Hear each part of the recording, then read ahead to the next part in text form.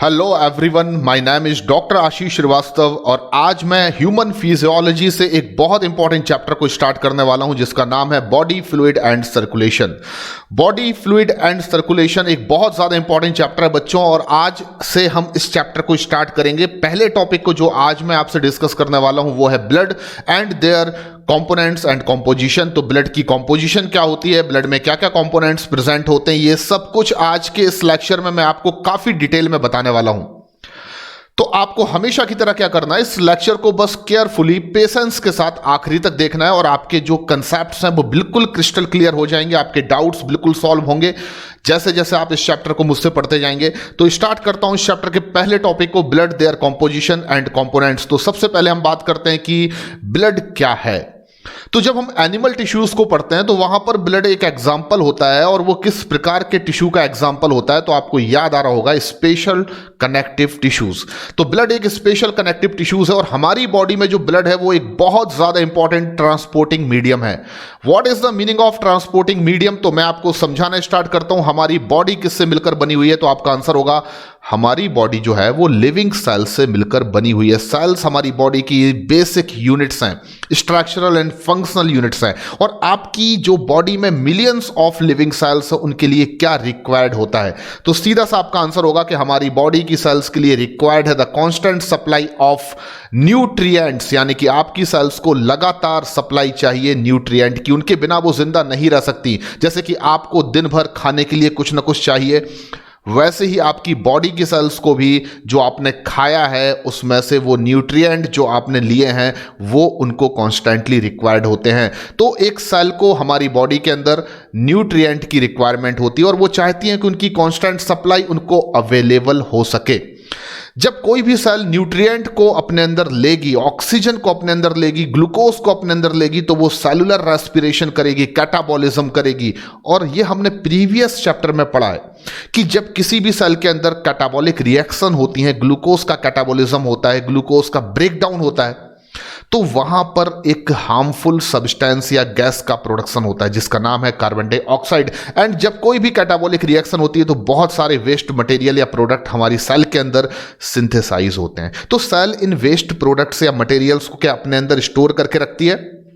Answer देना है आपको। क्या सेल के अंदर जो ये वेस्ट मटेरियल बनेगा वो उनको अपने अंदर स्टोर करके रखेगी? जैसे कि हम अपने घरों में कोई भी खराब चीज़ जिसका हम यूज़ नहीं कर रहे हैं, हमारे लिए वो वेस्ट हो चुकी है, तो क्या आप उसको अपने घर के अंदर संभाल कर रखते हैं? बिल्कुल नहीं, आप उसको अपने घर से बाहर कचरे में फेंक देते हैं। तो सेल के लिए भी यही चाहिए कि जो वेस्ट मटेरियल सेलुलर रेस्पिरेशन या कैटाबॉलिज्म के दौरान वो प्रोड्यूस कर रही है तो उनकी लिए सेल के बाहर और बॉडी के बाहर रिमूव कर दिया जाए, इसकी आवश्यकता होगी।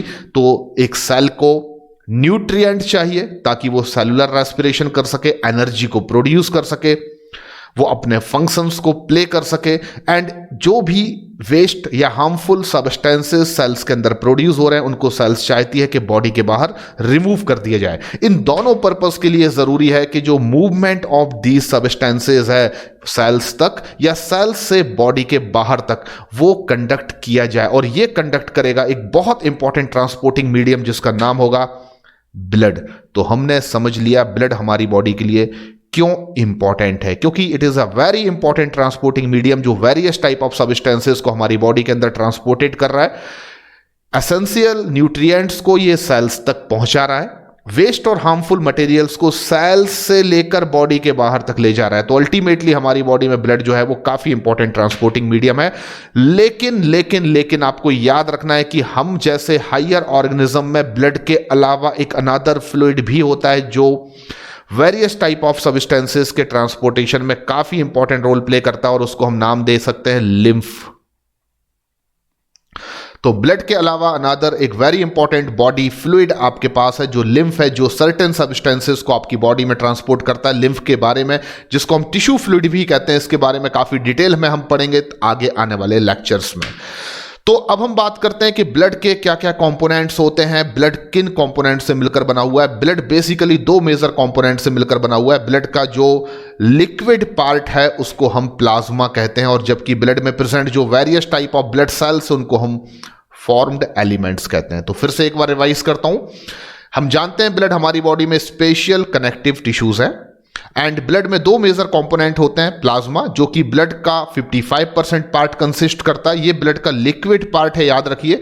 आप ब्लड को अगर छान लेंगे किसी छन्नी से, ऐसा होगा नहीं, लेकिन आपको एक एग्जांपल दे रहा हूं कि मान लीजिए किसी बड़ी सी छन्नी से हम ब्लड को छानते हैं तो जो चीज छनकर नीचे चली जाएगी, जो लिक्विड पार्ट होगी, उसको आप कहेंगे प्लाज्मा। जो ऊपर रहेगी उसको आप कहेंगे फॉर्म्ड एलिमेंट्स, जिसमें मेनली आपको देखने को मिलेंगी बहुत सारी वैरायटी की ब्लड सेल्स। तो प्लाज्मा ब्लड का 55% पार्ट कंसिस्ट करता है, जबकि जो ब्लड में प्रेजेंट सेल्स हैं जिनको हम फॉर्म्ड एलिमेंट्स कह रहे हैं, वो ब्लड का 45% पार्ट कंसिस्ट करती हैं। अब मैं आपको डिटेल में ले जाता हूं ब्लड प्लाज्मा क्या होता है। फॉर्म्ड एलिमेंट को हम आगे स्टडी करेंगे, पहले हम किसके बारे में जान लेते हैं, ब्लड प्लाज्मा के बारे में। तो ब्लड में प्रेजेंट जो प्लाज्मा है वो एक्चुअली ब्लड का 55% पार्ट कंसिस्ट करता है, लेकिन प्लाज्मा का 90 से 92% यानी कि 92% पार्ट ऑफ प्लाज्मा पानी है। तो ब्लड 55% प्लाज्मा से मिलकर बना हुआ है, जबकि प्लाज्मा 90 से 92% वाटर से मिलकर बना हुआ है। दैट मीन्स कि ब्लड में भी सबसे ज्यादा अमाउंट आपको किसका देखने को मिलेगा, पानी का। आपको याद रखना है कि वाटर अगर 90 से 92% प्लाज्मा में प्रेजेंट है, तो बाकी प्लाज्मा में जो कंपोनेंट्स प्रेजेंट है उसमें मेजर कंपोनेंट्स जो 6 से 8% हैं वो प्रोटीन्स हैं। यानी कि प्लाज्मा में प्रोटीन्स का कंपोजिशन क्या है, 6 to 8%। ऐसा नहीं है कि ब्लड प्लाज्मा, या ऐसा नहीं है कि प्लाज्मा में केवल पानी और प्रोटीन ही होते हैं। पानी और प्रोटीन मेजर कंपोनेंट्स हैं प्लाज्मा के। उसके अलावा कुछ माइनर अमाउंट में आपको आयंस देखने में मिलेंगे, आपको कुछ और भी न्यूट्रिएंट सब्सटेंसेस ब्लड में प्लाज्मा में देखने को मिलेंगे, जैसे कि ग्लूकोज, जैसे कि अमाइनो एसिड्स, जैसे कि लिपिड्स, जिनके बारे में मैं आपको आगे बताने वाला हूं।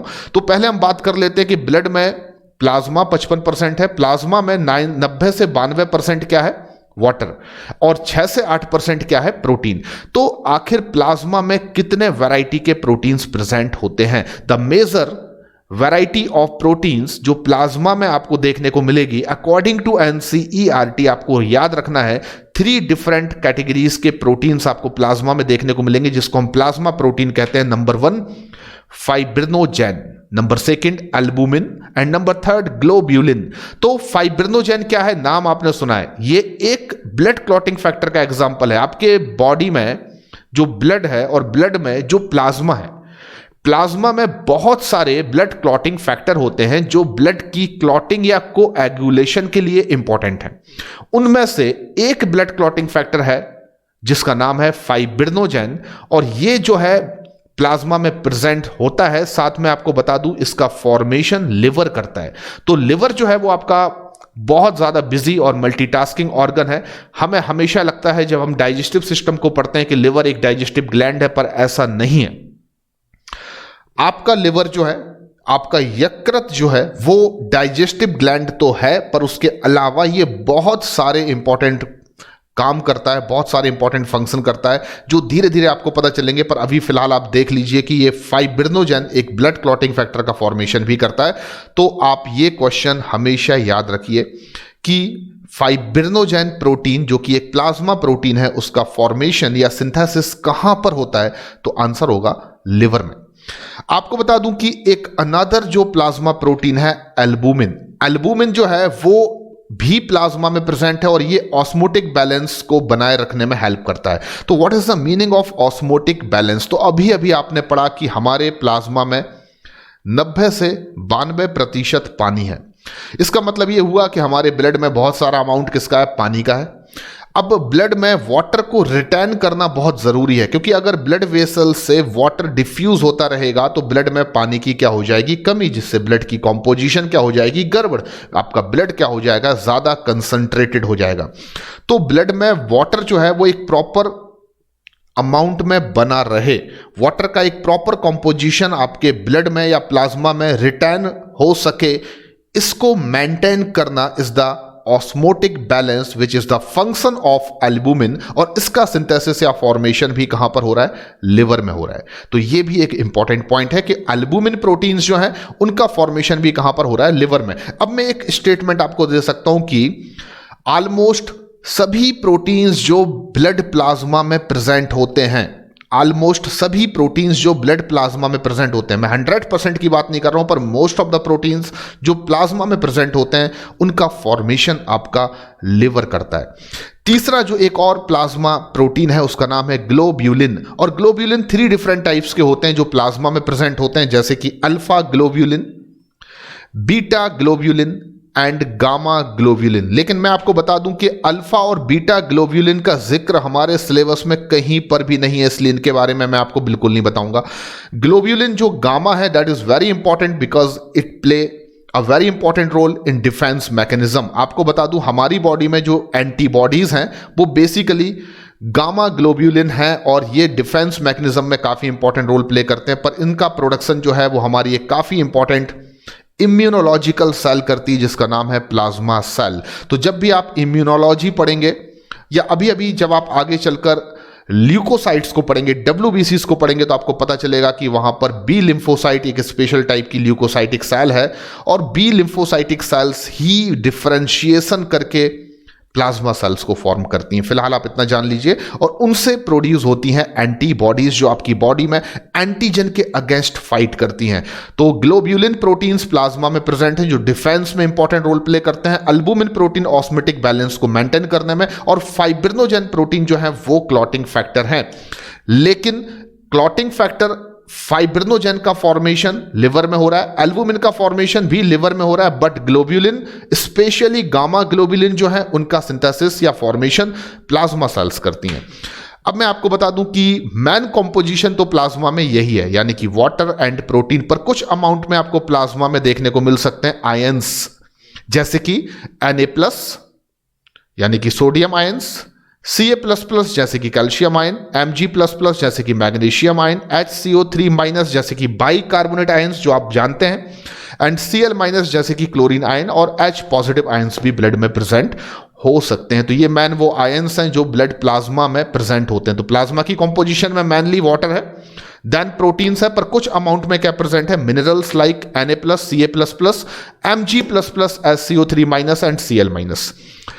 इसके अलावा आपके ब्लड में ग्लूकोज, अमीनो एसिड्स और लिपिड भी ट्रेस अमाउंट में प्रेजेंट होते हैं, क्योंकि इनका ट्रांसपोर्टेशन ब्लड के थ्रू चल रहा होता है, तो एक जगह से दूसरी जगह इनको भेजा जा रहा है। पर ब्लड में अगर ज्यादा अमाउंट ग्लूकोज का बढ़ जाता है तो हम सभी जानते हैं कि उसको हम डायबिटीज कहते हैं, एंड डायबिटीज मेलिटस एक काफी सीवियर डिसऑर्डर है। तो यहां पर आपको याद रखना है कि एक ट्रेस अमाउंट, एक काफी कम अमाउंट जो है वो ब्लड में हमेशा बना रहता है, ग्लूकोज का, अमीनो एसिड्स का, लिपिड्स का, क्योंकि ये अपना ट्रांसपोर्टेशन करते रहते हैं। एंड आपको हमेशा याद रखना है कि फाइब्रिनोजेन प्रोटीन जो है, जो कि ब्लड क्लॉटिंग फैक्टर है, मैंने यहां पर बताया कि फाइब्रिनोजेन एक ब्लड क्लॉटिंग फैक्टर है, तो फाइब्रिनोजेन को छोड़कर बाकी और भी बहुत सारे ब्लड क्लॉटिंग फैक्टर्स होते हैं जो प्लाज्मा में प्रेजेंट होते हैं। लेकिन आपको याद रखना है सभी ब्लड क्लॉटिंग फैक्टर प्लाज्मा में इनएक्टिव फॉर्म में होते हैं, अदरवाइज ये एक्टिव फॉर्म में अगर प्रेजेंट हो जाएंगे तो ब्लड की क्लॉटिंग ब्लड वेसल्स के अंदर ही हो सकती है। इसलिए ब्लड क्लॉटिंग फैक्टर्स फाइब्रिनोजेन के अलावा और भी है जो ब्लड प्लाज्मा में प्रेजेंट होते हैं, लेकिन ये इनएक्टिव फॉर्म में होते हैं। आपको बता दूं कि अगर आपको ये नहीं मालूम है कि प्लाज्मा में, ब्लड में और सीरम में क्या डिफरेंस होता है, तो मैं आपको जल्दी से बता देता हूं। ब्लड हमारी बॉडी का ट्रांसपोर्टिंग मीडियम है, जो प्लाज्मा लिक्विड पार्ट और फॉर्म्ड एलिमेंट्स यानी कि ब्लड सेल से मिलकर बना हुआ है। प्लाज्मा जो है वो liquid part of the blood है, जिसमें 90 से 92% वाटर है, 6 to 8% प्रोटीन है, और बहुत सारे वैरायटी के ब्लड क्लॉटिंग फैक्टर्स भी प्रोटीन्स में प्रेजेंट हैं, प्रोटीन्स के फॉर्म में प्रेजेंट है। उसके अलावा आयंस और ग्लूकोज, लिपिड्स और अमीनो एसिड्स भी इसमें प्रेजेंट होते हैं। लेकिन अगर आप प्लाज्मा में से क्लॉटिंग फैक्टर्स को रिमूव कर दें, अगर मैं प्लाज्मा में से किसको माइनस कर दूं, क्लॉटिंग फैक्टर्स को, तो जो फ्लूइड आपको मिलेगा दैट इज द सीरम। तो अब आपको समझ में आ गया होगा, अगर प्लाज्मा में से क्लॉटिंग फैक्टर्स को रिमूव कर दिया जाए तो बचा हुआ फ्लूइड जो होगा वो सीरम होगा। और जनरली आपने सुना होगा सीरोलॉजिकल टेस्ट। तो सीरोलॉजिकल टेस्ट जब भी हम किसी भी ह्यूमन में कंडक्ट करते हैं, किसी भी ह्यूमन में किसी डिसीज के डायग्नोसिस के लिए जब हम कोई सीरोलॉजिकल टेस्ट लगाते हैं तो वहां पर हम लोग सीरम का यूज करते हैं, यानी कि हम ब्लड में से किसको सेपरेट कर लेते हैं, सीरम को। सीरम की खासियत होती है कि इसमें एंटीजन की प्रेजेंस आपको मिल जाएगी, जिसके बेसिस पर आप मालूम कर सकते हैं कि कोई भी डिसीज जो है वो हमारी बॉडी में प्रेजेंट है या नहीं। पर साथ में एक अच्छी बात यह है कि सीरम में क्योंकि क्लॉटिंग फैक्टर्स नहीं है, इसलिए सीरम कभी ब्लड की तरह क्लॉटिंग नहीं करेगा और लंबे समय तक आप लेबोरेटरी डायग्नोसिस में इसका यूज कर सकते हैं। अब मैं बात करूंगा हमारे ब्लड के दूसरे इंपॉर्टेंट कंपोनेंट की जो 45% अमाउंट में प्रेजेंट होता है, दैट मींस ब्लड में प्रेजेंट ब्लड सेल्स, जिनको मैं यहां पर नाम दे रहा हूं फॉर्म्ड एलिमेंट्स। तो फॉर्म्ड एलिमेंट्स अगर कहा जाए तो हमारे ब्लड में प्रेजेंट ब्लड सेल्स को ही कहा जा रहा है, लेकिन थोड़ा सा एक यहां पर कंफ्यूजन हो जाता है हमें कई बार कि हमारी ब्लड में जो फॉर्म्ड एलिमेंट्स हैं वो हमारी ब्लड सेल्स हैं, बट एक ऐसा फॉर्म्ड एलिमेंट्स प्लेटलेट्स या थ्रोम्बोसाइट्स भी इसमें इन्वॉल्व है जो लिटरली कोई सेल नहीं है बल्कि सेल फ्रेगमेंट्स होते हैं, जिसके बारे में आपको आगे मैं बताने वाला हूं। तो हमारे बॉडी में ब्लड है, ब्लड में 45% फॉर्म्ड एलिमेंट्स हैं और फॉर्म्ड एलिमेंट्स में मेनली 3 डिफरेंट कंपोनेंट्स या सेल्स इन्वॉल्व हैं। इरिथ्रोसाइट्स जिनको हम कॉमनली आरबीसीज कहते हैं, आप सभी जानते हैं, ल्यूकोसाइट्स जिनको हम डब्ल्यूबीसीज कहते हैं यानी कि white blood cells, and thrombocytes जिनको कॉमनली हम प्लेटलेट्स कहते हैं। तो the formed elements in the blood made up of 3 different types of components. Number 1 erythrocytes यानी हमारी रेड ब्लड सेल्स, ल्यूकोसाइट्स यानी डब्ल्यूबीसीज, एंड थ्रोम्बोसाइट्स यानी कि प्लेटलेट्स। तो मैं आगे चलता हूं और आपको डिटेल में बताता हूं इरिथ्रोसाइट्स के बारे में। सबसे पहली चीज आप रट लीजिए ये चीज जो मैं बोल रहा हूं कि हमारे ब्लड में जितनी भी सेल्स प्रेजेंट हैं उसमें मोस्ट अबंडेंट सेल्स हैं RBCs. The most abundant cells in blood, तो आपका आंसर होगा आरबीसीज, ठीक है ना। अगर मैं आपको बताऊं कि हमारे ब्लड में कितनी आरबीसीज होती हैं, तो एक हेल्दी ह्यूमन में जो एडल्ट भी है, हेल्दी एडल्ट ह्यूमन में 5 to 5.5 मिलियन आरबीसीज पर mm³ ब्लड प्रेजेंट होती हैं, यानी कि 1 mm³ ब्लड में 5 से 5.5 मिलियन आरबीसीज प्रेजेंट होती हैं। और मैं अगर आपको मोटे तौर पर बताऊं तो मैं कह सकता हूं कि ब्लड में जितनी भी ब्लड सेल्स हैं उनका 99% अमाउंट जो है वो आरबीसीज है, और बाकी रेस्ट ऑफ द 1% अमाउंट जो है वो ल्यूकोसाइट सेल्स हैं या प्लेटलेट्स हैं। तो ये आपको समझ में आ चुका होगा। आपको बता दूं जो इरिथ्रोसाइटिक सेल्स यानी आरबीसीज हैं उनका फॉर्मेशन एडल्ट में कहां पर होता है, तो हम एडल्ट में हमारी जो लॉन्ग बोन्स हैं, लंबी हड्डियां हैं, उनमें एक मैरो प्रेजेंट होता है जिसको हम रेड बोन मैरो कहते हैं। वैसे 2 प्रकार का बोन मैरो होता है, red and yellow bone marrow. अपने नेक्स्ट लेक्चर में मैं आपको रेड बोन मैरो क्या होता है और येलो बोन मैरो क्या होता है इसके बारे में बताऊंगा, पर फिलहाल आपको इतना याद रखना है कि इरिथ्रोसाइट से आरबीसीज का जो फॉर्मेशन है वो हमारे बोन मैरो में तो होता है लेकिन रेड बोन मैरो में होता है, ठीक है ना। तो एडल्ट जो होंगे उनकी लॉन्ग बोन्स में जो रेड बोन मैरो प्रेजेंट है उसमें आरबीसीज का हमेशा फॉर्मेशन होता है। आपको बता दूं आरबीसीज का जो शेप होता है वो वाई कॉन्केव होता है और इनमें न्यूक्लियस एब्सेंट होता है। हमेशा याद रखिए अनन्यूक्लिएटेड सेल्स है, इनमें न्यूक्लियस एब्सेंट होता है। इनको आप बार मैं आपको ये चीज बताता रहता हूं, जैसे कि प्रोकैरियोटिक सेल्स ऐसी सेल्स हैं जिनमें न्यूक्लियस नहीं होता है, ठीक है ना। यूकैरियोटिक सेल्स वो सेल्स हैं जिनमें न्यूक्लियस, डेवलप्ड न्यूक्लियस प्रेजेंट होता है, बट यूकैरियोटिक ऑर्गेनिज्म में ही जो मैमल्स हैं उनमें आरबीसीज अकैरियोटिक सेल्स हैं। What is the meaning of akaryotic? तो अकैरियोट्स का मतलब होगा कि ऐसी सेल्स जो यूकैरियोटिक ऑर्गेनिज्म में प्रेजेंट हैं बट वो सेल यूकैरियोटिक ना होकर अकैरियोटिक हैं। दैट मीन्स कि उनमें न्यूक्लियस एब्सेंट है और उनकी लाइफ स्पान जो है वो शॉर्ट है। तो एक यूकैरियोटिक ऑर्गेनिज्म में अगर कोई सेल आपको ऐसी मिल रही है जिसमें न्यूक्लियस नहीं है, बाकी सभी सेल्स में, क्योंकि हम यूकैरियोटिक हैं, पर कोई पर्टिकुलर वैरायटी ऑफ सेल हमारी बॉडी में अगर ऐसी है जिसमें न्यूक्लियस नहीं है, तो आप उस सेल को यूकैरियोटिक नहीं कहेंगे, आप उसको अकैरियोटिक कहेंगे। एंड प्रोकैरियोटिक सेल हम जनरली ऐसी सेल को कहते हैं जो यूनिसेलुलर ऑर्गेनिज्म ऐसे हैं, जैसे बैक्टीरिया आपने नाम सुना होगा, जैसे कि आपने नाम सुना होगा ब्लू ग्रीन एल्गी, पीपीएलओ का नाम सुना होगा। तो ये प्रोकैरियोटिक सेल से बने ऑर्गेनिज्म के एग्जाम्पल हैं जो लिटरली प्रोकैरियोटिक सेल के ही बने हैं और एक ही सेल के बने हैं। पर यूकैरियोटिक ऑर्गेनिज्म यूनिसेलुलर भी हो सकते हैं, मल्टी सेलुलर भी हो सकते हैं। अब जो मल्टी सेलुलर हैं उनमें जो मैमल्स हैं उनमें बाकी सभी सेल्स तो यूकैरियोटिक हैं क्योंकि वो यूकैरियोटिक ऑर्गेनिज्म है, बट कुछ सेल्स जैसे कि आरबीसीज ऐसी सेल्स हैं जिनमें यूकैरियोटिक ऑर्गेनिज्म की सेल होने के बाद भी न्यूक्लियस नहीं है, तो आप उनको नाम देते हैं अकैरियोटिक। तो इनमें न्यूक्लियस जो होता है वो एब्सेंट होता है, ये आपको याद रखना है। और इनका शेप जो वाई कॉन्केव है वो शायद इसलिए वाई कॉन्केव है ताकि ये अपना वो फंक्शन या रोल प्ले कर सकें जो इनका हमारी बॉडी में है, यानी कि ट्रांसपोर्टेशन ऑफ रेस्पिरेटरी गैसेस। तो रेस्पिरेटरी गैसेस को ये ट्रांसपोर्ट कर सकें, इसलिए इनका वाई कॉन्केव शेप इनकी काफी हेल्प करता है। आपको बता दूं कि हमारी आरबीसीज जो हैं इरिथ्रोसाइट सेल्स हैं, उनमें red coloured iron containing complex protein haemoglobin present होता है। ये हमने वैसे भी पढ़ा हुआ है। तो हमारी आरबीसीज के अंदर बहुत सारा अमाउंट में भरा हुआ है एक रेड कलर का आयरन कंटेनिंग कॉम्प्लेक्स पिगमेंट या प्रोटीन, जिसको हम हीमोग्लोबिन कहते हैं। और आपको ये बता देता हूं कि एक हेल्दी एडल्ट में आपको पर 100 ml 12 से 16 ग्राम हीमोग्लोबिन देखने को मिलेगा, यानी कि जो रेंज है हीमोग्लोबिन की एक हेल्दी ह्यूमन में, वो उसके हर 100 ml ब्लड में 12 से 16 ग्राम होती है। आप जब breathing and exchange of gases पढ़ते हैं तो वहां पर मैंने हीमोग्लोबिन की एक सिंगल वैल्यू आपको दी हुई है 15 ग्राम्स पर 100 ml, पर इस चैप्टर में आपको एक प्रॉपर रेंज दी गई है 12 से 16।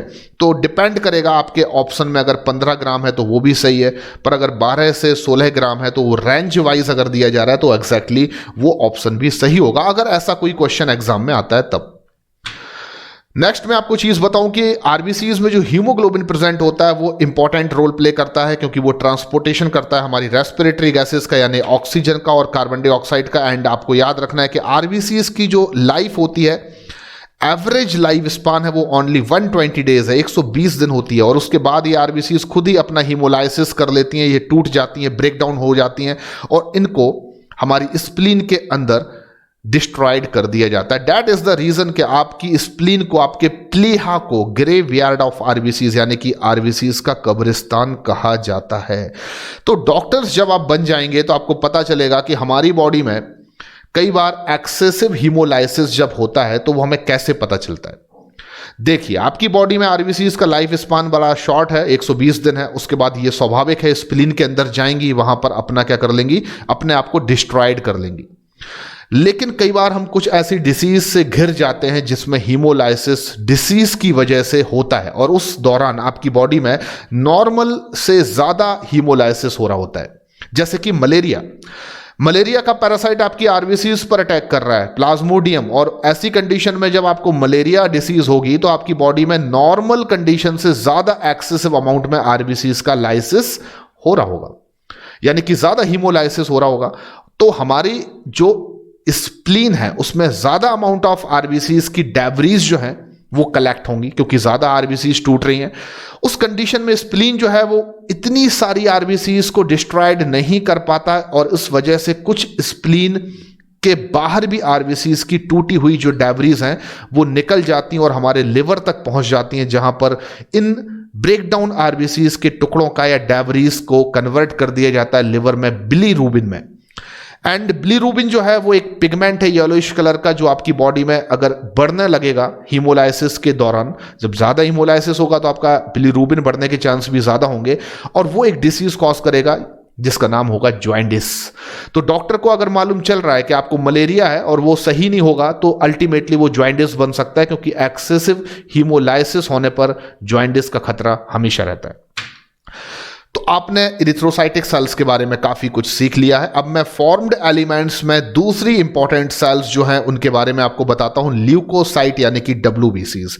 और इनके बारे में मैं आपको पहले कुछ बताऊं, आप जान लीजिए कि ये कलरलेस सेल्स हैं। जैसे कि आरबीसीज का कलर रेड होता है, और रेड होने के पीछे रीजन है कि इनके पास रेड कलर्ड पिगमेंट होते हैं आयरन कंटेनिंग, जिनको हम हीमोग्लोबिन कहते हैं, जो कि कॉम्प्लेक्स प्रोटीन भी हैं। एंड हम जानते हैं कि हीमोग्लोबिन की प्रेजेंस की वजह से आरबीसीज का नाम रेड ब्लड सेल्स रखा गया, और इनका रंग कलर भी रेड होता है।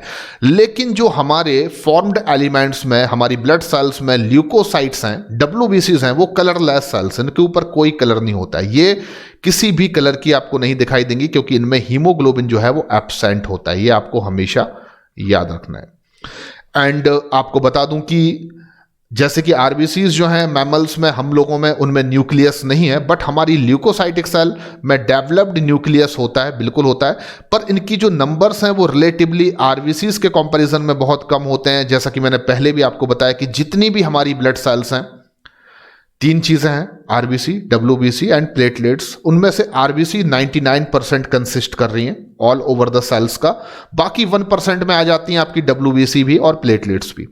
तो कहीं ना कहीं जो WBCs हैं उनका जो कह सकते हैं नंबर्स हैं वो RBCs के कंपैरिजन में बहुत कम है, और ये केवल 6000 to 8000 पर mm³ होती हैं। तो ये दोनों वैल्यू आपको याद रखना है, बिल्कुल नहीं भूलना है। इरिथ्रोसाइट यानी RBCs का कॉम्पोजिशन आपके ब्लड में 5 to 5.5 मिलियन पर mm³, जबकि ल्यूकोसाइट्स या WBCs का कंपोजिशन आपके ब्लड में 6000 to 8000 mm³ ब्लड। तो अल्टीमेटली मैं यहां पर आपको बताता हूं कि जो हमारी बॉडी में WBCs हैं, ल्यूकोसाइट्स, उनको दो मेजर कैटेगरी में हम डिवाइड कर देते हैं, और उनकी दो मेजर कैटेगरी है ग्रैन्युलोसाइट्स, एक मैंने ये लिख दी ग्रैन्युलोसाइट्स, एंड दूसरी इनकी कैटेगरीज हम बना देते हैं ए ग्रैन्युलोसाइट्स। तो ऑल ओवर जो ल्यूकोसाइट्स हैं उनको दो कैटेगरीज में आपने डिवाइड कर दिया, granulocytes and A granulocytes. Granulocytes में मेनली 3 डिफरेंट टाइप्स की सेल्स आपकी आती हैं, न्यूट्रोफिल्स, बेसोफिल्स और इओसिनोफिल्स। तो मैं तीनों को ले लेता हूं यहां पर। हमेशा याद रखिए ल्यूकोसाइट्स को दो मेजर कैटेगरी में डिवाइड कर दिया, ग्रैन्युलोसाइट्स एंड ए ग्रैन्युलोसाइट्स। अब जो ग्रैन्युलोसाइट्स उसमें 3 डिफरेंट टाइप्स की सेल्स इंक्लूडेड हैं, neutrophils number 1, eosinophils and basophils. मैं आपको बता दूं कि न्यूट्रोफिल्स हमारी बॉडी में बहुत इंपॉर्टेंट सेल्स हैं, इओसिनोफिल्स और बेसोफिल्स भी काफी इंपॉर्टेंट रोल प्ले करती हैं एलर्जिक रिएक्शंस में और इम्यून फंक्शन में। एक ग्रैन्युलोसाइट्स में केवल हम 2 ही सेल्स को स्टडी करेंगे, लिम्फोसाइट्स को और मोनोसाइट्स को। तो पहले तो आपने मेजर क्लासिफिकेशन देख लिया, ल्यूकोसाइट्स या WBCs को 2 पार्ट में डिवाइड किया, ग्रैन्युलोसाइट्स, ए ग्रैन्युलोसाइट्स। ग्रैन्युलोसाइट्स में 3 मेजर टाइप की सेल्स आती हैं, न्यूट्रोफिल्स, इओसिनोफिल्स और बेसोफिल्स, जबकि ए ग्रैन्युलोसाइट्स में आपको स्टडी करना है केवल लिम्फोसाइट्स का और मोनोसाइट्स का। तो पहले मैं बात करता हूं न्यूट्रोफिल्स क्या होती हैं। हमेशा याद रखिए न्यूट्रोफिल सेल्स के अंदर जब भी आप झांक कर देखेंगे तो इनके अंदर इस तरीके का मल्टी लोब्ड न्यूक्लियस आपको दिखाई देगा, यानी ये अपने अंदर जो न्यूक्लियस रखती हैं वो मल्टी लोब्ड न्यूक्लियस होता है, उसमें बहुत सारे आपको लोब लाइक स्ट्रक्चर देखने को मिलेंगे जैसा कि मैंने डायग्राम में दिखाया। तो कभी भी अगर ये क्वेश्चन आपसे पूछा जाता है कि इनमें से किन सेल्स को मल्टी लोब्ड न्यूक्लिएटेड सेल्स कहा जाता है, तो आपका आंसर होगा न्यूट्रोफिल्स। इनकी खासियत है कि ये मल्टी लोब्ड न्यूक्लियस को रखती हैं। एंड आपको बता दूं कि इस वजह से इनको पॉलीमॉर्फो न्यूक्लियर सेल्स भी कहा जाता है। तो मैं अगर न्यूट्रोफिल्स को डिफाइन करूं तो मैं कह सकता हूं they are multinucleated polymorphonuclear cells. तो ये गलत नहीं होगा, ये बिल्कुल एग्जैक्ट डेफिनेशन है न्यूट्रोफिल्स की, ठीक है ना। एंड आपको याद रखना है कि ये हमारी बॉडी में सबसे इंपॉर्टेंट रोल या फंक्शन जो प्ले कर रही है दैट इज द फैगोसाइटोसिस, जो कि एक बहुत ज्यादा इंपॉर्टेंट इनेट या नॉन स्पेसिफिक इम्यून रिस्पॉन्स है। अब आपको समझ में नहीं आया तो मैं जल्दी से बता देता हूं। न्यूट्रोफिल्स आपकी बॉडी में एक इंपॉर्टेंट फैगोसाइटिक सेल्स है। इनके अलावा एक और भी सेल है जो फैगोसाइटोसिस कर सकती हैं, जिन्हें मैं आगे चलकर मैक्रोफेज बोलूंगा और मोनोसाइट की कैटेगरी में उनको स्टडी करूंगा। लेकिन फिलहाल आप याद रखिए कि जो हम ह्यूमंस हैं, मैमल्स हैं, इनकी बॉडी में 2 ही फैगोसाइटिक सेल्स होती हैं, एक न्यूट्रोफिल जो आपको मैं बता रहा हूं। फैगोसाइटिक सेल इसलिए कहा गया क्योंकि ये एक इंपॉर्टेंट इम्यून फंक्शन परफॉर्म कर सकती है, दैट इज द फैगोसाइटोसिस। जब आपकी बॉडी में कोई एंटीजन या कोई फॉरेन सब्सटेंस आपकी बॉडी में एंटर करेगा तो ये सेल्स उसको इनगल्फ कर लेती हैं, और इनके अंदर कुछ स्पेसिफिक ऑर्गेनेल्स हैं जैसे कि लाइसोसोम और उनमें भरे हुए जो हाइड्रोलाइटिक एंजाइम्स हैं, उससे ये आपके बॉडी में जो फॉरेन पार्टिकल्स या एंटीजेंस हैं जिनको इन्होंने इनगल्फ कर लिया है उसको ये क्या कर देती हैं, लाइस कर देती हैं।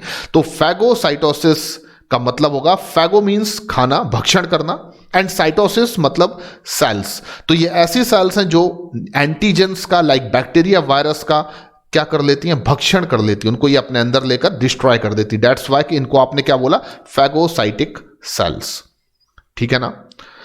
अब आपको हमेशा याद रखना है इओसिनोफिल्स जो है वो बाई लोब्ड न्यूक्लियस रखने वाली सेल्स हैं, यानी इन सेल्स को जब आप देखोगे तो इनके अंदर आपको इस तरीके से 2 लोब्ड वाला न्यूक्लियस देखने को मिलेगा, एकदम जुड़वा न्यूक्लियस, ठीक है ना।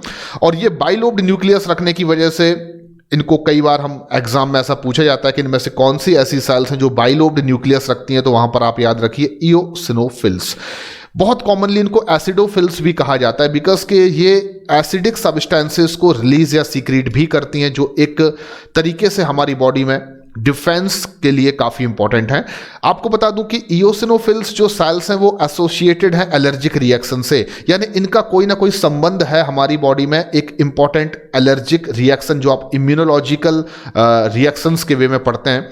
तो एलर्जी में ये इंपॉर्टेंट रोल प्ले कर रही है। कैसे कर रही है ये मैं आपको बता देता हूं, उसके दो तरीके आपको समझाता हूं। पहली चीज तो जो इयोसिनोफिल्स हैं वो एंटी हिस्टामाइन प्रॉपर्टी रखती हैं, जैसे कि मैंने यहां पर लिखा हुआ है। ये एंटी हिस्टामाइन प्रॉपर्टीज रखती हैं, यानी कि हिस्टामाइन एक केमिकल है जो आप एलर्जिक रिएक्शन के दौरान देखेंगे मास्ट सेल्स जो हैं वो रिलीज करती हैं। तो हिस्टामाइंस को ये ब्लॉक कर देते हैं, यानी कि इनसे रिलीज होने वाले कुछ केमिकल्स हैं जो हिस्टामाइन को ब्लॉक कर देते हैं, जिससे एलर्जिक रिएक्शन जो डेवलप हो रही है किसी इंडिविजुअल में ड्यूरिंग द एलर्जी वो रिड्यूस हो जाती है। तो एक तो इनका ये रिलेशन हो गया। दूसरा आपको बता दूं कि जब भी हमारी बॉडी में एलर्जिक रिएक्शन किसी साइट पर डेवलप होती है तो इयोसिनोफिल्स हमारे ब्लड वेसल से बाहर निकलकर उस अफेक्टेड एरिया पर जाती हैं और वहां पर जाने के बाद ये काफी इंपॉर्टेंट रोल प्ले करती हैं एलर्जिक रिएक्शन को कंडक्ट करने में। तो अल्टीमेटली इनको दो तरीके से मैं कह सकता हूं कि इनका एलर्जिक रिएक्शन में बहुत इंपॉर्टेंट रोल है, या ये एसोसिएटेड है विद एलर्जिक रिएक्शन। आपको बता दूं कि बेसोफिल्स जो हैं वो भी हमारी बॉडी में तीसरी इंपॉर्टेंट ग्रैन्युलोसाइट्स हैं, और आपको बता दूं कि ये 3 लोब्ड न्यूक्लियस रखने वाली सेल्स होती हैं। यानी इन सेल्स में आप देखेंगे आपको 3 लोब्ड न्यूक्लियस देखने को मिलेगा लाइक दिस, यानी इनके अंदर आपको जो न्यूक्लियस मिलेगा उसमें 3 लोब आपको देखने को मिलेंगे। एंड आप याद रखिए कि एक स्पेशल टाइप की वेसोफिल्स को हम लोग मास्ट सेल्स भी कहते हैं, जो हमारी बॉडी के ऑलमोस्ट सभी टिश्यूज में प्रेजेंट होती हैं। पूरी बॉडी के टिश्यूज में ये मास्ट सेल्स जो हैं वो फैली हुई हैं। ब्लड में, प्लाज्मा में तो ये होती हैं, मतलब ब्लड में ये है ऑलरेडी, लेकिन ये साथ में हमारे बॉडी के वेरियस टिश्यूज में भी फैली हुई हैं। और स्पेशल टाइप ऑफ बेसोफिल्स जिनको आप मास्ट सेल्स कहते हैं, they play very important role in inflammation. What is the meaning of inflammation? तो ये अगर आपको नहीं पता तो मैं आपको बता देता हूं। हमारी बॉडी में एक प्रकार का इन्नेट इम्यून रिस्पॉन्स है इन्फ्लेमेशन। इसमें क्या होता है, जब आपकी बॉडी में कहीं पर चोट लगती है, कोई इंसेक्ट आपको बाइट कर लेता है, तो आपने देखा होगा उस जगह पर एक आप देखेंगे रेडनेस आ जाती है, वहां पर थोड़ा सा हीट आपको फील होता है और वो जगह स्वेल हो जाती है, यानी कि वहां पर सूजन आ जाती है।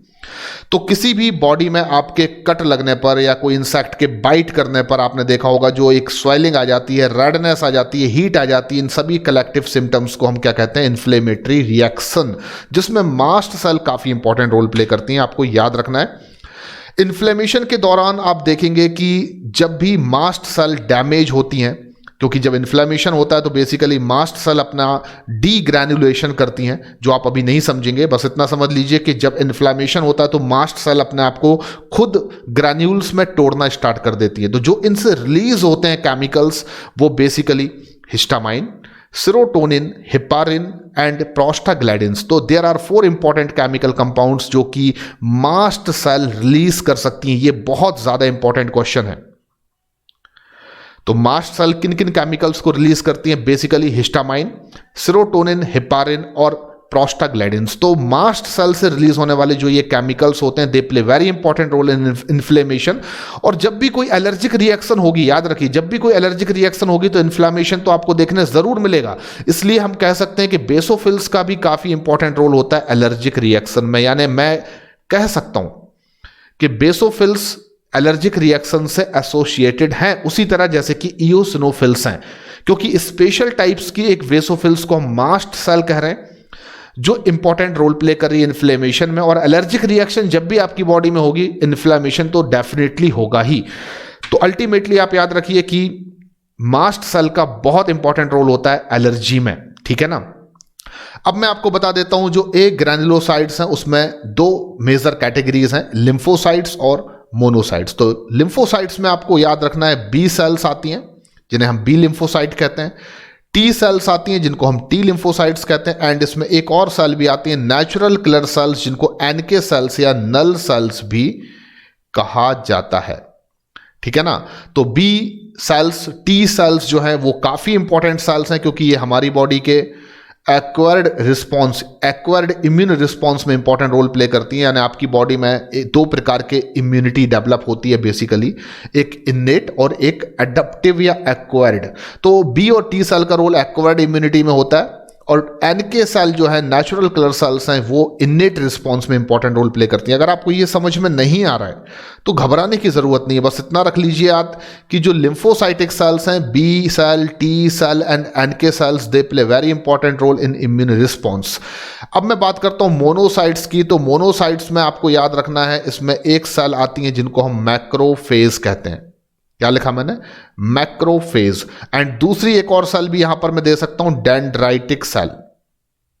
तो मैक्रोफेज एंड डेंड्राइटिक सेल्स जो है वो मोनोसाइट्स के एग्जांपल हैं। मैक्रोफेज जो है वो बिल्कुल यहां पर कैसी सेल्स है? न्यूट्रोफिल्स की तरह ही फैगोसाइटिक सेल्स है। मैंने आपसे इनिशियली बोला था कि न्यूट्रोफिल भी फैगोसाइटिक है और मैक्रोफेज भी फैगोसाइटिक सेल है, ठीक है ना। अब डेंड्राइटिक सेल क्या है? तो ये एक प्रकार की, अगर आपको याद नहीं हो तो कोई प्रॉब्लम नहीं, फिर भी मैं लिख देता हूं, ये एक प्रकार की एंटीजन प्रेजेंटिंग सेल है हमारी बॉडी में। जब भी कोई एंटीजन एंटर करता है तो ये उसको पकड़ के हमारी बॉडी की जो बड़ी होशियार सेल्स होती हैं, जिनको हम टी हेल्पर कहते हैं, उनके सामने ये प्रेजेंट कर देती हैं ताकि वो उसको पहचान के बॉडी में उसके अनुसार अप्रोप्रिएट इम्यूनिटी को डेवलप कर सकें। तो चलिए, आपने अभी तक देखा कि फॉर्म्ड एलिमेंट्स में आती हैं एरिथ्रोसाइट्स यानी आरबीसीज। उनके बारे में जितने भी कमेंट्स मैंने आपको बताया आपने समझ लिए। उसके बाद सेकंड जो सेल्स हैं जो फॉर्म्ड एलिमेंट्स में आती हैं वो है आपकी डब्ल्यूबीसीज यानी कि ल्यूकोसाइट्स।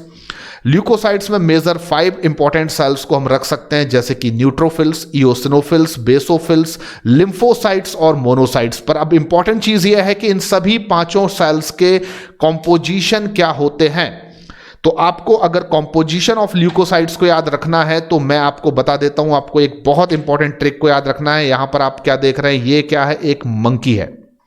तो एक मैंने यहां पर बंदर को ले लिया है। एक सेंटेंस है जिसमें आपको याद रखना है, नो लॉन्गर मंकी ईट बनाना। नो लॉन्गर मंकी ईट बनाना। इससे आपको जितनी भी ल्यूकोसाइटिक सेल्स हैं उनका कॉम्पोजिशन भी याद हो जाएगा, और कौन सी सेल्स जो हैं ल्यूकोसाइटिक या डब्ल्यूबीसीज वो किन दूसरी सेल से कॉम्पोजिशंस में, क्वांटिटीज में ज्यादा अमाउंट में प्रेजेंट होती हैं, उसका सीक्वेंस भी मैं आपको याद कराने वाला हूं। तो देखिए, नो से आपको याद रखना है न्यूट्रोफिल्स।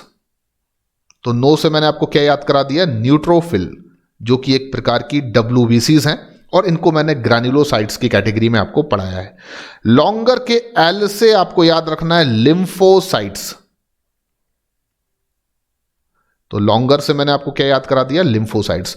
मंकी से आपको याद रखना है एम से मोनोसाइट्स,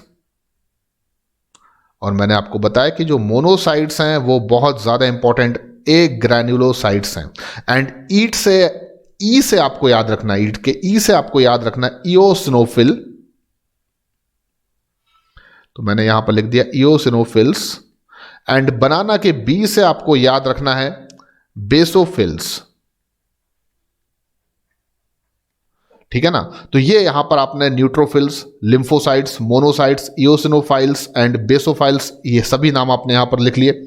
अब मैं आपको बता देता हूं, हमारी बॉडी में जो ब्लड सेल्स हैं उसमें जो ल्यूकोसाइट्स हैं, ल्यूकोसाइट्स में 5 इंपॉर्टेंट आपने कैटेगरीज बना ली, neutrophil, lymphocytes, monocytes, eosinophils, basophils. तो मैं आपको बता दूं कि आपको याद रखना है सबसे ज्यादा मात्रा या कॉम्पोजिशन किसकी है? न्यूट्रोफिल्स की। उसके बाद किसकी है? तो लिम्फोसाइट्स की। उसके बाद किसकी है? तो मोनोसाइट्स की। उसके बाद किसकी है? तो इओसिनोफिल्स की। और सबसे कम कॉम्पोजिशन किस ल्यूकोसाइट्स की है? तो आपका आंसर होगा बेसोफिल्स। अब मैं आपको बता दूं कि न्यूट्रोफिल्स कितनी होती हैं, तो अप्रॉक्सीमेट 60%, इजी है याद रखना। उसके बाद लिम्फोसाइट्स कितनी होती हैं? अप्रॉक्सीमेट 30%। तो 60 और 30 कितना हो गया? 90। उसके बाद मोनोसाइट्स कितनी होती हैं? तो यहां पर आपने 60 याद रखा हुआ है, तो यहां पर आप केवल 6 लिख दीजिए। फिर आपने 30 याद रखा हुआ है, तो यहां पर केवल आप 3 लिख दीजिए, यानी कि मोनोसाइट्स कितनी है? 6%। इओसिनोफिल्स कितनी है? 3%। तो यहां पर आपने देखा 60 और 30 कितना हो जाता है? 90। 90 में आपने 6 को जोड़ा 96, उसमें 3 को जोड़ा 99, अब कितना बच रहा है? 1। तो यहां पर लिख दीजिए 1%। तो ये एक अप्रॉक्सीमेट कॉम्पोजिशन है न्यूट्रोफिल्स की, लिम्फोसाइट्स की, मोनोसाइट्स की, इओसिनोफिल्स की और बेसोफिल्स की। ये आपको समझ में आ गया। लेकिन आपको एनसीईआरटी के अकॉर्डिंगली अगर वैल्यू याद रखना है तो आप इन वैल्यू से वो वैल्यूज जो है वो एग्जाम में याद रख सकते हैं। जैसे कि एनसीईआरटी में लिखा हुआ है, न्यूट्रोफिल्स होती हैं 60 to 65%, तो 60 से आपको अप्रॉक्सीमेट वैल्यू याद हो जाएगी, 60 से 65। फिर एनसीईआरटी में लिम्फोसाइट का कॉम्पोजिशन लिखा हुआ है 20 to 25%, जो आपको याद हो जाएगा क्योंकि आपको 30 याद रहेगा तो इसके अप्रॉक्सीमेट वैल्यू 20 से 25 आप याद रख सकते हैं। मोनोसाइट्स है 6% अप्रॉक्सीमेट, लेकिन एनसीईआरटी के अकॉर्डिंगली आप 6 से आप याद रख सकते हैं 6 to 8%। इओसिनोफिल्स 3% है जो आप याद रख सकते हैं 2 से 3% अकॉर्डिंग टू एनसीईआरटी, और ये 1% इनको आप याद रख सकते हैं 0.1 to 1.0%, ठीक है ना। तो ये नीचे जो वैल्यूज मैंने दी हैं वो अकॉर्डिंग टू एनसीईआरटी है, जो आपको याद करने में प्रॉब्लम होगी, इसलिए आप हमेशा याद रखें 60 30 6 3 1। नो लॉन्गर मंकी ईट बनाना, इससे आप सेल्स को अरेंज कर दीजिए, ठीक है ना। सबसे पहले जो सेल्स आ रही हैं वो सबसे ज्यादा कॉम्पोजिशन में है, उसके बाद जो आ रही हैं वो उससे कम कॉम्पोजिशन में, इस प्रकार से घटते क्रम में आपको लगा देना है। कॉम्पोजिशन में 60 30 6 3 1 आपको याद रखना है। 60 से याद रखिए 60 से 65, 30 से याद रखिए 20 से 25, 6 से याद रखिए 6 से 8, आगे पीछे थोड़ा सा होता रहेगा, 3 से याद रखिए 2 से 3, और 1 से याद रखिए 0.5 to 1%, ठीक है ना। तो फॉर्म्ड एलिमेंट्स में सबसे आखिरी सेल्स हैं आपकी थ्रोम्बोसाइट्स या प्लेटलेट्स। तो आपको बता देता हूं 3 डिफरेंट टाइप्स ऑफ सेल्स हैं फॉर्म्ड एलिमेंट्स में। नंबर 1 हमने स्टडी किया इरिथ्रोसाइट्स यानी आरबीसी। सेकंड हमने स्टडी की डब्ल्यूबीसी जिनको हमने ल्यूकोसाइट्स बोला, उनके कॉम्पोजिशन को भी डिटेल में पढ़ा। और तीसरी जो फॉर्म्ड एलिमेंट्स में सेल्स आती हैं वो हैं थ्रोम्बोसाइट्स जिनको हम प्लेटलेट्स के नाम से जानते हैं। अकॉर्डिंग टू एनसीईआरटी लिखा हुआ है प्लेटलेट्स आर सेल फ्रेगमेंट्स। तो प्लेटलेट्स लिटरली कोई सेल नहीं है बल्कि ये सेल्स के फ्रेगमेंट्स होते हैं, ये सेल्स के फ्रेगमेंट्स हैं, याद रखिए। जो थ्रोम्बोसाइट्स हैं वो सेल नहीं है, एक्चुअली में ये सेल के फ्रेगमेंट्स हैं, और इन फ्रेगमेंट्स को प्रोड्यूस करती हैं हमारी बोन मेरो में। स्पेशली मैं बोल रहा हूं रेड बोन मेरो में। एडल्ट में बात करूं तो कौन सी बोन मेरो, तो आप कहेंगे रेड बोन मैरो। तो एक एडल्ट में रेड बोन मेरो जो होती है उनमें एक सेल्स प्रेजेंट होती हैं जिनको मेगा कैरियोसाइट्स कहते हैं। मेगा कैरियोसाइट्स, मेगा मतलब क्या होता है बच्चों, लार्ज। कैरियो का मतलब क्या होता है, न्यूक्लियस, और साइट्स का मतलब क्या होता है, सेल्स। तो हमारी रेड बोन मेरो में एक ऐसी सेल्स होती हैं जिनको मेगा कैरियोसाइट्स कहते हैं, यानी कि सेल्स जिनका न्यूक्लियस बहुत ज्यादा लार्ज होता है। इवन सेल्स भी साइज में बड़ी होती हैं, उनका न्यूक्लियस भी साइज में लार्ज लोबेटेड न्यूक्लियस होता है, और इनका जो लार्ज लोबेटेड न्यूक्लियस होता है that is the responsible for the production of blood thrombocytes. वो न्यूक्लियस ही बनाता है इन छोटे छोटे से सेल फ्रेगमेंट्स को, जो ब्लड में आने के बाद उनको हम नाम दे देते हैं प्लेटलेट्स। और ये बेसिकली किस लिए हमारी बॉडी में इंपॉर्टेंट है, तो आप याद रखिए सबसे पहले तो इनके जो नंबर्स हैं वो 1.5 लाख से 3.5 लाख होती हैं पर MMQ, यानी कि हमारे पर MMQ ब्लड में 1.5 लाख से 3.5 लाख तक प्लेटलेट्स प्रेजेंट होती हैं। अगर मान लीजिए कि मैं पूछूं आपसे कि प्लेटलेट्स का हमारे ब्लड में क्या रोल है, तो मैं आपको बता दूं कि ये एक्चुअली में कुछ ऐसे सब्सटेंसेस को, वैरायटी ऑफ सब्सटेंसेस को रिलीज करती हैं जो ब्लड के कोएगुलेशन या ब्लड की क्लॉटिंग में काफ़ी इंपॉर्टेंट रोल प्ले करते हैं। और आपने सुना होगा जब किसी को डेंगू हो जाता है, डेंगू एक बीमारी है, वायरल डिसीज है, जब किसी को डेंगू हो जाता है तो आपने सुना होगा उसकी बॉडी में प्लेटलेट्स जो है वो कम हो जाते हैं। तो उसका रीज़न ये होता है कि डेंगू का जो वायरस है वो हमारे ब्लड प्लेटलेट्स पर ही इन्फेक्शन कॉज करता है, जिस वजह से आपकी प्लेटलेट्स जो है वो रिड्यूस होती हैं। और अगर आपकी बॉडी में प्लेटलेट्स का काउंट जो है वो कम हो जाएगा तो इससे आपकी बॉडी को क्या इफेक्ट पड़ने वाला है, तो आपको बता दूं a reduction in their number can lead to clotting disorder. यानी कि आपकी बॉडी में अगर प्लेटलेट्स का काउंट रिड्यूस होगा तो आपकी बॉडी में अगर किसी भी तरीके से कोई इंटरनल डैमेज आता है ब्लड वेसल्स में, आपकी ब्लड वेसल्स इंटरनली अगर डैमेज होती हैं, पंचर्ड होती हैं, तो नॉर्मली वहां पर क्लॉटिंग हो जाती है, इससे आपको इंटरनल ब्लीडिंग नहीं होती। पर प्लेटलेट्स अगर कम हो जाएंगी और इंटरनल आपको ब्लड वेसल्स में कोई डैमेज हो जाएगा तो ब्लीडिंग आपकी बॉडी के अंदर होना स्टार्ट हो जाएगी, इंटरनल ब्लीडिंग आपकी बॉडी के अंदर होना स्टार्ट हो जाएगी, और एक्सेसिव लॉस ऑफ ब्लड की वजह से आपकी डेथ हो सकती है। यही रीजन है कि डेंगू जब किसी को होता है तो डॉक्टर्स उसके प्लेटलेट्स को मेंटेन जरूर करते हैं, क्योंकि अगर नहीं किया और उस दौरान अगर कोई भी ब्लड वेसल्स में कट लग जाता है या इंटरनल कोई डैमेजिंग हो जाती है तो इंटरनल ब्लीडिंग की वजह से उस पेशेंट की, डेंगू के पेशेंट की डेथ हो सकती है। तो आई होप कि आपने समझ लिए होंगे आज के सभी कंसेप्ट्स को बहुत अच्छी तरह से। अगर ये लेक्चर आपको अच्छा लगा है तो लाइक करना मत भूलिए, चैनल पर नए हैं तो सब्सक्राइब कीजिए। आज के लेक्चर में इतना, आगे मैं डिस्कस करूंगा सेम चैप्टर से और भी बहुत सारे इंपॉर्टेंट टॉपिक्स। तब तक के लिए थैंक यू वेरी मच, धन्यवाद।